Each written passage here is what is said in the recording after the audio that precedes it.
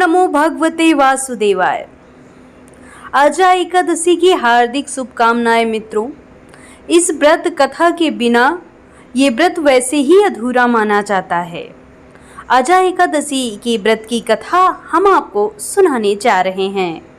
मित्रों, वैदिक पंचांग के अनुसार भाद्रपद माह के कृष्ण पक्ष की एकादशी यानी 11 को आजा एकादशी का व्रत किया जाता है, जो कि आज है। इस दिन का व्रत करने वाले व्यक्ति को अश्वमेध यज्ञ के बराबर फल प्राप्ति होती है।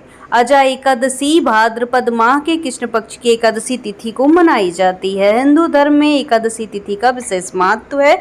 ये तिथि भगवान विष्णु को समर्पित है। साथ ही हर महीने 2 एकादशी पड़ती है। वहीं यहाँ हम आज बात करने वाले हैं आजा एकादशी के बारे में। भाद्रपद माह के कृष्ण पक्ष की एकादशी 11 को आजा एकादशी का व्रत किया जाता है। इस दिन का व्रत करने वाले व्यक्ति को अश्वमेध यज्ञ का फल प्राप्त होता है। 19 अगस्त को ये व्रत रखा जा रहा है। इस दिन भगवान विष्णु की विशेष पूजा का विधि विधान किया जाता है। वहीं इस दिन कथा का पाठ बहुत जरूरी है। यदि आप कर नहीं सकते तो आप सुन तो सकते हैं, फल उतना ही प्राप्त होता है, वरना व्रत तो अधूरा माना जाता है।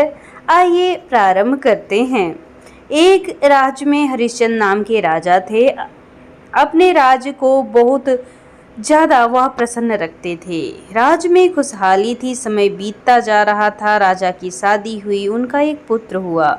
लेकिन दिन ब दिन राजा के पिछले जन्मों के कर्म उनके आगे आने लगे, जिसके फल स्वरूप राजा को दुख भोगना पड़ रहा था।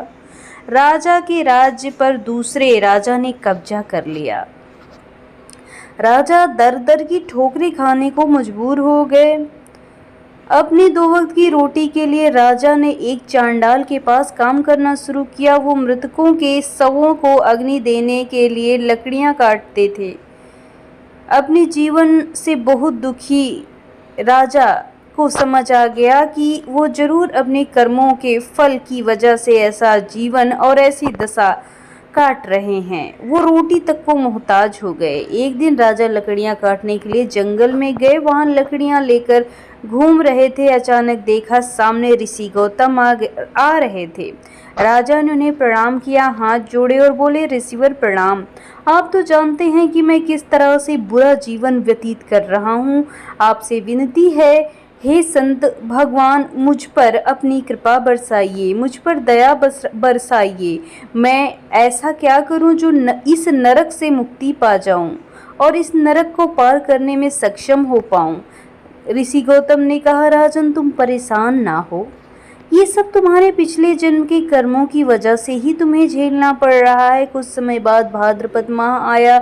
उस महीने कृष्ण पक्ष की एकादशी यानी आजा एकादशी पर तुम व्रत करो, जिसका प्रभाव होगा तुम्हारा उद्धार होगा, तुम्हारे जीवन में सुख लौट आएगा। राजा ऋषि के इस बात को सुनता है और कहे अनुसार व्रत करता है। व्रत के प्रभाव से राजा को अपना राज्य वापस मिल जाता है। वो अपने बेटे और पत्नी के साथ राज्य करते हैं। मृत्यु के बाद भगवान विष्णु के चरणों का दास बनकर बैकुंठ धाम में सदा के लिए उनका वास हो जाता है। आजा एकादशी व्रत कथा अनेकों पापों को हरती है, बैकुंठ प्राप्ति कराती है। जो व्यक्ति आजा एकादशी की कथा सुनता है, पढ़ता है, उसे हमेशा भगवान विष्णु की कृपा का पात्र बने रहने का अवसर मिला रहता है और वो पात्र ही होता है।